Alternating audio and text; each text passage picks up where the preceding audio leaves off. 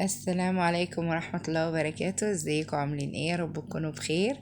اهلا بيكم في فيديو جديد من مطبخ ام ضنا. لو اول مرة تشوفوني ما تنسوش تعملوا لايك وتشتركوا في القناة وتفعلوا الجرس على الكل عشان يوصلكم اشعار بكل فيديو جديد. والنهاردة هنعمل مع بعض السندوتشات الماك البرجر. العظمة دي طبعا واضحة جدا. ده معايا كيلو الا ربع لحمة، طبعا بنسبة دهون بسيطة جدا. يعني هي اللحمة بتاعتي حمرا خالص بنسبة دهون بسيطة، يعني أقل من 20% أو 20%. ونزلت عليها بمعلقتين بقسماط مطحون. وده طبعا كيس خلطة برجر جاهز، هننزله برضو كده.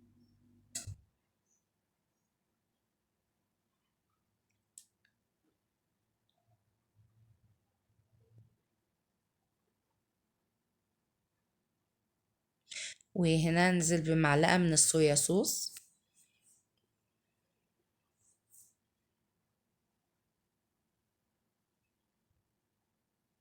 ونص معلقة ملح،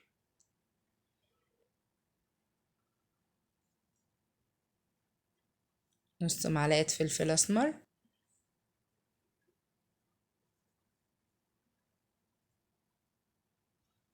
نص معلقة شطة.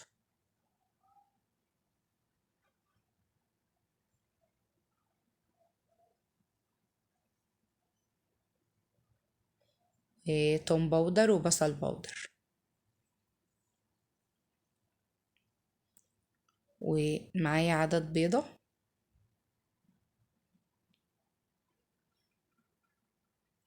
ودلوقتي بقى هبدأ كده أقلب المكونات كده في بعضها وأعجنها بقى كويس جدا.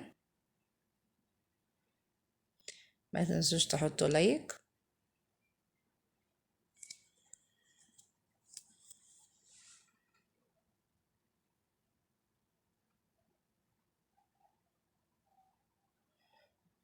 كده الخليط بتاعي بقى متجانس جدا وما شاء الله متماسك كده. وطبعا يعني ايه لازم يبقى متماسك كده، وفيه شايف الخيوط دي كده، الأنسجة بتاعته كده تبقى متماسكة جدا كده، وما شاء الله قوامها جميل جدا، مش محتاجة أي حاجة.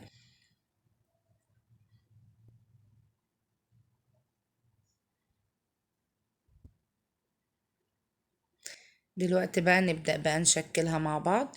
ده طبعا مكبس البرجر، او لو عندنا مثلا غطا برطمان صغير او غطا علبة صغير كده بنقدر نشكل فيها عادي. تمام. نفرد بقى كيس بلاستيك كده في المكبس بتاع البرجر، وناخد حتة عجينة كده من حتة من الخليط اللحمة كده بالشكل ده، وهن ايه نبططها بايدينا كده. بس ايه نحاول ان احنا بقى ايه نسويها من الطروف عشان يطلع معانا متساوي.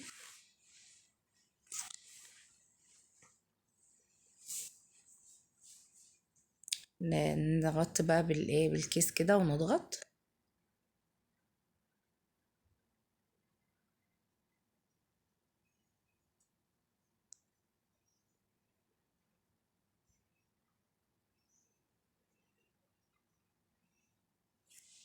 ما شاء الله طالع معانا قوامه جميل جدا ومتماسك ومش بيفك خالص مننا ولا اي حاجة.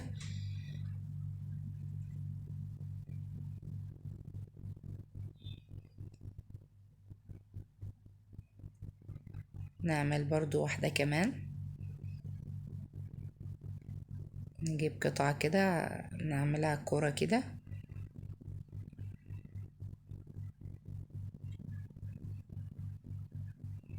نضغطها كده ونسويها طبعا.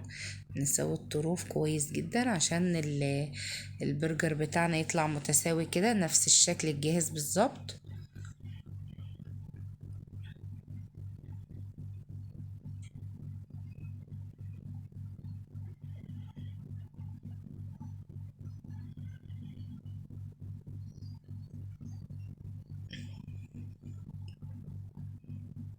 نضغط عليه برضو ضغطة جامدة كده. نطلعه ما شاء الله قوامه جميل جدا ومتماسكة معانا كده وحجمها حلو جدا. ما شاء الله حجمها كبير وحلوة جدا ومتماسكة كده ومش بتفك. طبعا بقى كمل الكمية بنفس الطريقة، وهرجع اوريلكم احنا عملنا قد ايه. يعني ما شاء الله حجم القطعة البرجر بتاعتنا حجمها كبير جدا، يعني الفيديو ظالمها بصراحة.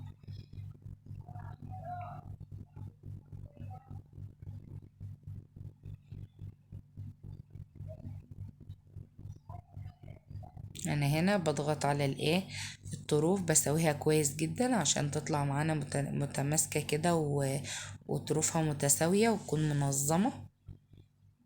ما تنسوش تحطوا لايك.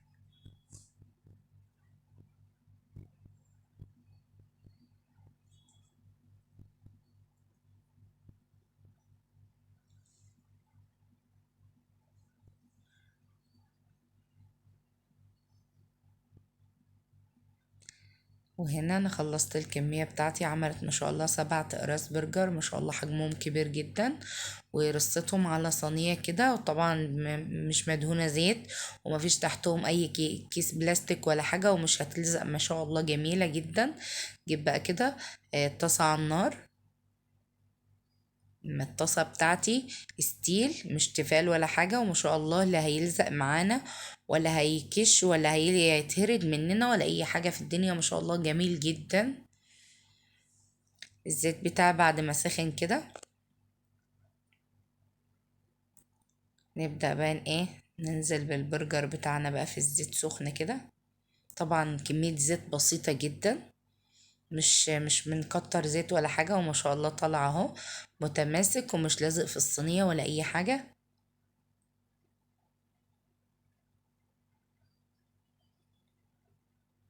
شايفين حجمه واضح؟ يعني الطاسة هتاخد ال3 اقراص برجر بالعافية كده، مش هيكشوا معانا خالص، حاجة بسيطة خالص لا تذكر، وهيبقى حجمه كبير برضو وجميل جدا.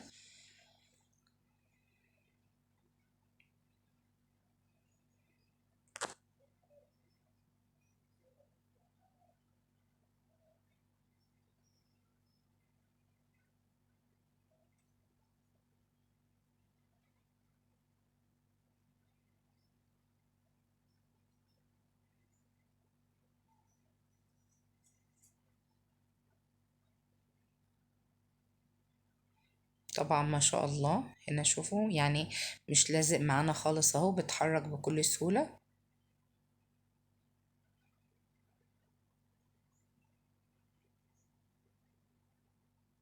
شايفين؟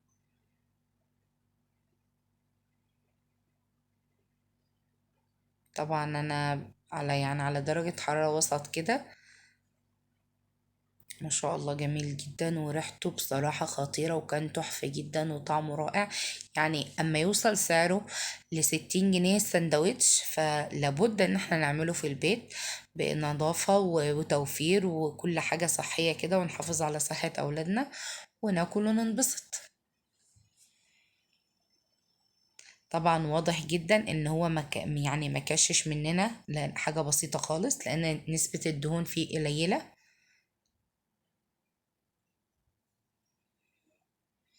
نكمل باقي برضو ده شكله.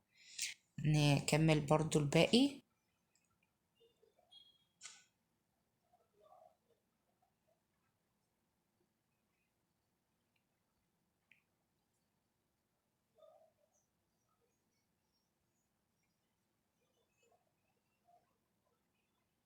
انا ما حطيتش زيت خالص غير اول مرة، بس نقطة زيت بسيطة كده، وحمرت الكمية كلها فيها، ما شاء الله وطلعة جميلة جدا. وهنا بقى نجهز صوص البرجر او صوص اللي هو البيك تيستي. عبارة عن طبعا كاتشب ومايونيز ومستردة، وطبعا مقطعة فيها كده قطعتين خيار مخلل مقطعة شرايح رفيعة كده. طبعا المايونيز والكاتشب والمستردة اللي هو ايه ده اللي هو صوص البرجر. تمام. نديله بقى تقليبة كده، بصراحة يعني الخيار المتقطع شرايح كده مع الصوص ده بوديه في حتة تانية خالص، خليه طعمه مميز كده، صوص البيك تيستي. وده خيار مخلل شرايح. ده كمية البرجر، التصوير ظلمه بصراحة.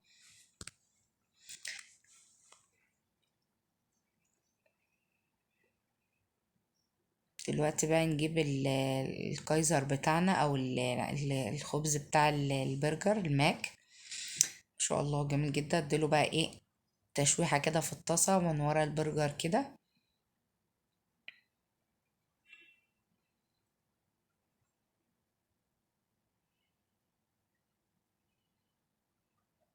ونبدأ بقى ايه نجهز السندوتشات بتاعتنا.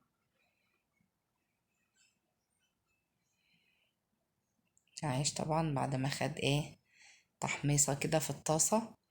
ما شاء الله جميل جدا. نزل بقى بمعلقة من الصوص بتاع البرجر، وطبعا الشريحة بتاعة البرجر وعليه شرايح طماطم كده حلقان، وبصل حلقان بالشكل ده كده، وشريحتين كده من الخيار المخلل.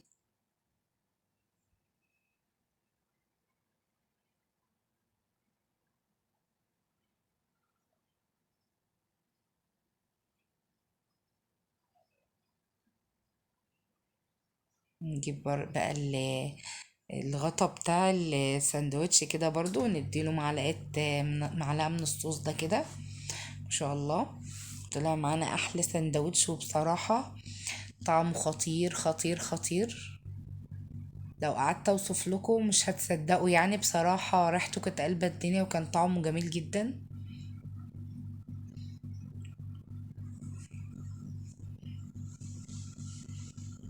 نرص كده الطماطم برضو فوقها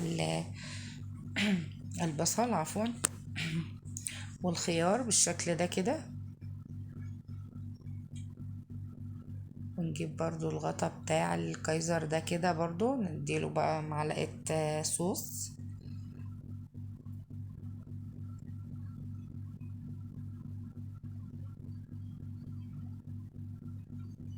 ان شاء الله شكله يفتح النفس جدا.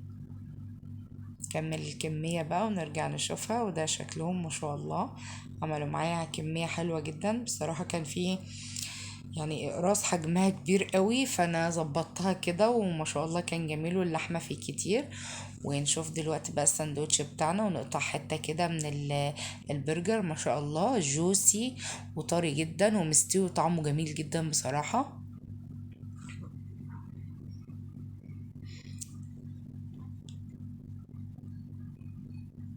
واحلى برجر تعمله في البيت.